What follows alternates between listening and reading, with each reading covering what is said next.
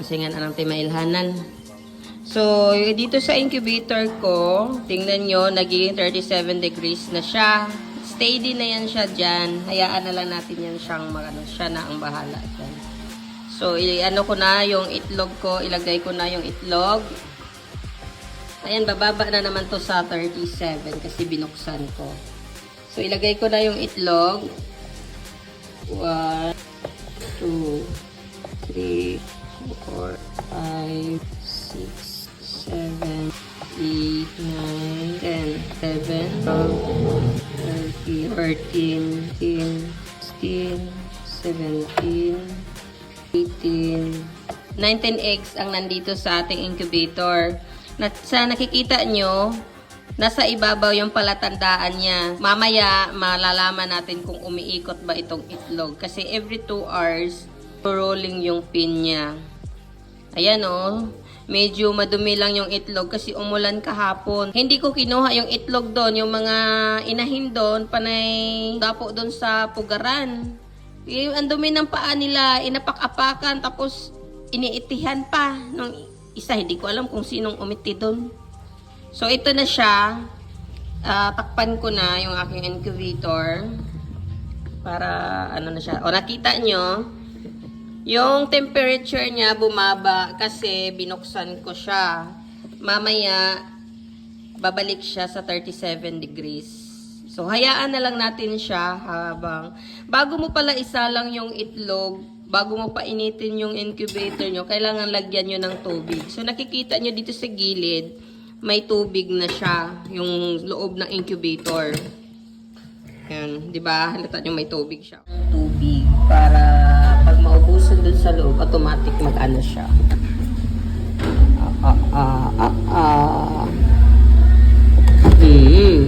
So, ganun lang ang ginagawa ko, guys.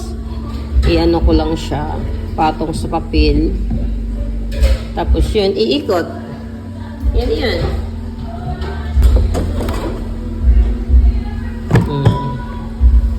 Ganun lang kadali.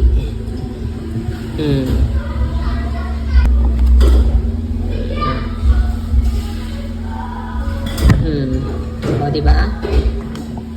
Ganun lang kadali. Hindi pantay kasi naubusan sila ng... Sa napansin nyo guys, dun sa loob, ayan, parang natabingi na yung nilagay kong palatandaan sa taas. Parang hindi naman sila pantay. O, nagkaanuhan na sila. Parang natabingi na. O, diba? Napansin nyo? Diba na yung So, umiikot na yan. Kasi every 2 hours, nag-aano yan siya. Nag-iikot. Nag-green yun dito, sa gilid. Ito, nag-green yan. Kaya, yun ang palatandaan yung umiikot yung roller. So, yan siya.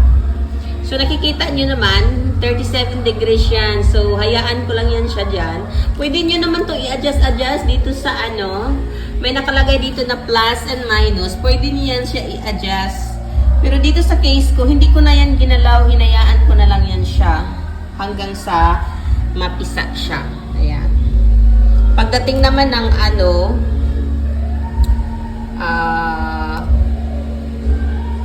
ilang days ba yun? 18 days ba yun? Nakalimutan ko na tuloy. Tatanggalin yan siya sa roller. O kahit nasa roller, okay lang, mapisa din naman siya na nasubukan ko rin magkapapisa. Pero tinatanggal ko na yung connection sa pang-ikot. So ayan, unti-unti na siyang umangat yung yung temperature niya. At saka dito may butas kay in case naman kung tataas yung humidity niya, dito sisingaw yung niya. Ayan, dito. O, di ba? From 33 nagiging 34 na siya. Hanggang umabot siya ng 37 degrees. Magsi-steady na siya pag 37 degrees na yung temperature niya. So, yun lang.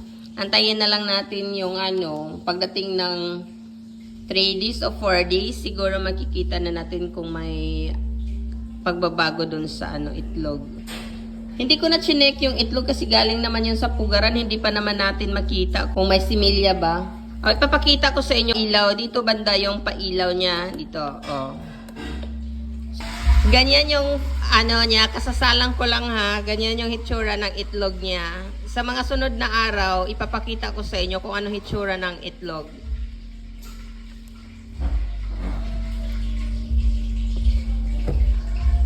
So, ayan. Di ba nag-34 na siya? Maya-maya magiging 37 degrees na yan siya.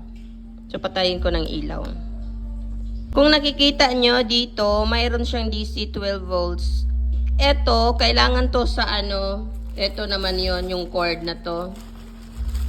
Para naman to kung halimbawa brand out, tapos mayroon kang battery, ito ang gagamitin, ito. Diba? Oh, ito. Ito siya. Tapos ito yung isaksak doon sa battery. Kaso lang, wala naman akong battery, hindi naman siguro mag-brand out. Kaya yun, hindi ko to ginagamit kasi wala akong battery. So far naman, nung mga pinaano ko na sisiw, hindi naman, nagkaroon pala ng brand out saglit, mga 2 hours siguro yon. Pero, wala namang nangyari sa sisiw. Kasi siguro dahil, ano lang ang temperature. Siguro nabawasan ang temperature yun kasi 2 hours siyang nawalan ng kuryente. Pero bumalik naman yung ano, napisa naman lahat yung yung itlog na nilagay ko sa incubator. So sa mga gustong bumili ng incubator, ito i-recommend ko sa iyo, Household Intelligent Incubator. Maganda ito, mabilis lang naman gamitin. Wala ka nang gagawin. Basta mailagay mo na lahat ng itlog, malagyan mo ng tubig. Ano na siya, automatic na siya. Ayan nakikita nyo, nag-aano naman siya. Nagiging 35 na siya. Basta pagdating ng 37, ang temperature niya, mag-tatap na yan siya, maintain na siya ng 37. Kung bubuksan mo yung incubator, mababawasan siya, pero babalik pa rin siya sa 37. So, yun lang mga guys, yun lang ang maisi-share ko ngayon. Pagdating ng 21 days, ipapakita ko kung ilan ang napisa sa itlog, kung fertile ba lahat o hindi. Yan. So, bye-bye!